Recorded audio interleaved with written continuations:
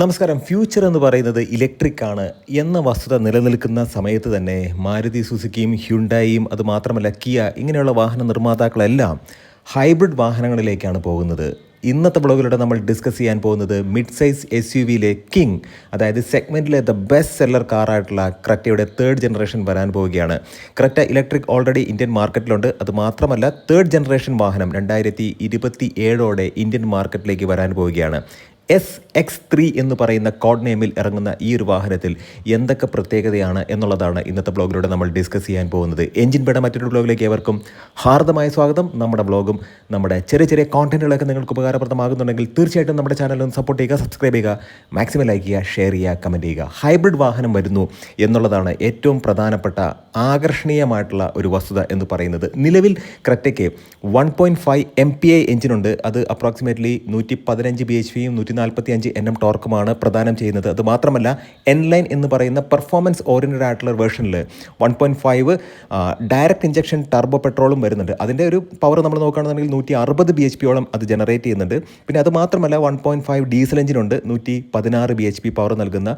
ഇത്തരത്തിൽ 3 engine options ആണ് നിലവിലുള്ളത്. അത് മാത്രമല്ല പെട്രോളും ഡീസലിനും പുറമേ തന്നെ ഇലക്ട്രിക്കും ഈ ഒരു വാഹനത്തിൽ അവൈലബിൾ ആണ്. പക്ഷേ ഇനി വരാൻ പോകുന്ന 2027 ക്രെറ്റ എന്ന് പറയുന്നത് അടിമുടി മാറിയിട്ട് വരുന്ന ഒരു ക്രെറ്റയായിരിക്കും. അതായത് നമ്മൾ മനസ്സിലാക്കേണ്ട ഒരു കാര്യം, ഹ്യുണ്ടായുടെ വാഹനങ്ങളെല്ലാം വരുമ്പോഴത്തേക്കും, അതായത് ഓരോ ജനറേഷൻ വരുമ്പോഴത്തേക്കും ഒരുപാട് ചേഞ്ചുകൾ കൊണ്ടുവരാറുണ്ട്. ജനറേഷൻ എന്ന് പറയുന്നത് വളരെ പെട്ടെന്ന് ഇവർ കൊണ്ടുവരുന്നുണ്ട്. അത് ഒരു തരത്തിൽ കസ്റ്റമേഴ്സിന് പോസിറ്റീവുമാണ്, നെഗറ്റീവുമാണ്. കാരണം റീസെയിൽ വാല്യൂവിൻ്റെ കാര്യം പറയുകയാണെന്നുണ്ടെങ്കിൽ ഇപ്പോൾ ക്രെറ്റയുടെ ഒരു ജനറേഷൻ വാഹനം വാങ്ങിച്ചു കഴിഞ്ഞു, ഒരു 2 വർഷം കഴിയുമ്പോഴത്തേക്കും അടുത്ത ജനറേഷൻ വരുന്നു എന്നുള്ള കാര്യം പ്രധാനമായിട്ടും എടുത്തു പറയേണ്ടതാണ്. മാരുതി സുസുക്കി ആണെങ്കിലും ടൊയോട്ടയ്ക്ക് ആണെന്നുണ്ടെങ്കിലും 5 വർഷം മിനിമം കഴിഞ്ഞിട്ടാണ് അടുത്ത ഒരു മേജർ ചേഞ്ച് അവർ കൊണ്ടുവരുന്നത്. ഇവിടെ നമ്മൾ നോക്കുന്നത് ഹൈബ്രിഡ് വാഹനം വരുന്നു എന്നുള്ളതാണ്. തീർച്ചയായിട്ടും നമ്മൾ മനസ്സിലാക്കേണ്ട മറ്റൊരു കാര്യമെന്ന് പറയുന്നത്, ഈ ഹൈബ്രിഡ് വാഹനം അല്ലെങ്കിൽ ഈ hybrid engine petrol plus battery എന്നുള്ള രീതിക്കാണ് വരുന്നത്. സ്ട്രോങ് ഹൈബ്രിഡ് ആയിരിക്കും. അതേ എഞ്ചിൻ ഓപ്ഷൻ തന്നെ കിയ സെൽറ്റോസും ഷെയർ ചെയ്യും എന്നാണ് ഇപ്പോൾ അറിയാൻ കഴിഞ്ഞിട്ടുള്ളത്. പക്ഷേ ആദ്യമായിട്ട് വരാൻ പോകുന്ന പെട്രോൾ ഹൈബ്രിഡ് ക്രെറ്റയല്ല എന്നുള്ളതാണ് ഏറ്റവും പ്രധാനപ്പെട്ട വസ്തുത. അത്തരത്തിൽ ഒരു ഹൈബ്രിഡ് കാർ അല്ലെങ്കിൽ പെട്രോൾ ഹൈബ്രിഡ് കാർ വരുന്നുണ്ട്.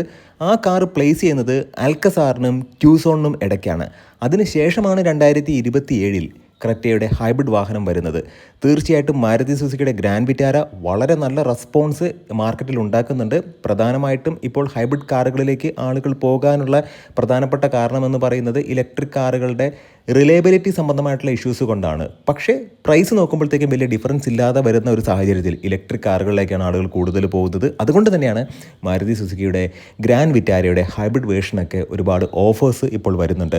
തീർച്ചയായിട്ടും നമ്മൾ മനസ്സിലാക്കേണ്ട മറ്റൊരു കാര്യം, ടൊയോട്ടയ്ക്ക് ലെക്സസ് എങ്ങനെയാണോ അതുപോലെ തന്നെയാണ് ഹ്യുണ്ടായിക്ക് കിയ എന്ന് പറയുന്നത്. അപ്പോൾ കിയ എന്ന ബ്രാൻഡിലും തീർച്ചയായിട്ടും ഈ ഒരു ഹൈബ്രിഡ് വേർഷൻ തീർച്ചയായിട്ടും വരുന്നതായിരിക്കും. അപ്പോൾ അതുകൊണ്ട് തന്നെ കൂടുതൽ പെർഫോമൻസ് ഓറിയൻറ്റഡ് ആയിട്ടുള്ള നല്ല ഫ്യൂൽ എഫിഷ്യൻസി നൽകുന്ന വാഹനങ്ങൾ 2027 നമുക്ക് പ്രതീക്ഷിക്കാം. പക്ഷേ 2030 ആകുമ്പോഴത്തേക്കും കംപ്ലീറ്റ്ലി ഇലക്ട്രിക്കിലേക്ക് മാറുന്ന രീതിയിലാണ് ഇപ്പോൾ കാര്യങ്ങൾ പോയിക്കൊണ്ടിരിക്കുന്നത്. ഇലക്ട്രിക് എന്ന് പറയുന്ന അത്തരം കാറ്റഗറിയിൽ വരുന്ന വാഹനങ്ങൾ നല്ല റിലയബിൾ ആയിട്ട് നല്ല ഉറച്ച വിശ്വസനീയമായിട്ടുള്ളൊരു ടെക്നോളജിയിലൂടെ വരത്തക്ക രീതിയിൽ അതിനെ ഡെവലപ്പ് ചെയ്യാനുള്ളൊരു സമയം, ആ ഒരു സമയത്തെ മാർക്കറ്റ് തീർച്ചയായിട്ടും ഹൈബ്രിഡ് വാഹനങ്ങളിലൂടെ കൈയടക്കാനായിരിക്കും ഇത്തരം വാഹന നിർമ്മാണ കമ്പനികൾ ശ്രമിക്കുന്നത്. പക്ഷേ ഹൈബ്രിഡിന് യാതൊരുവിധ ടാക്സ് ബെനിഫിറ്റും ഇല്ല എന്നുള്ളത് പ്രധാനപ്പെട്ട ഒരു വസ്തുതയാണ്. ഹോണ്ട സിറ്റിയൊക്കെ സ്ട്രഗിൾ ചെയ്യുന്നത് വാഹനം മോശമായതുകൊണ്ടല്ല, പക്ഷേ ഉയർന്ന വിലയാണ്. 45% ടാക്സ് ആണ് ഈ ഒരു വാഹനത്തിലുള്ളത്. തീർച്ചയായിട്ടും ഈ ഒരു കോണ്ടന്റ് ഉപകാരപ്രദമായി എന്ന് വിശ്വസിക്കുന്നു.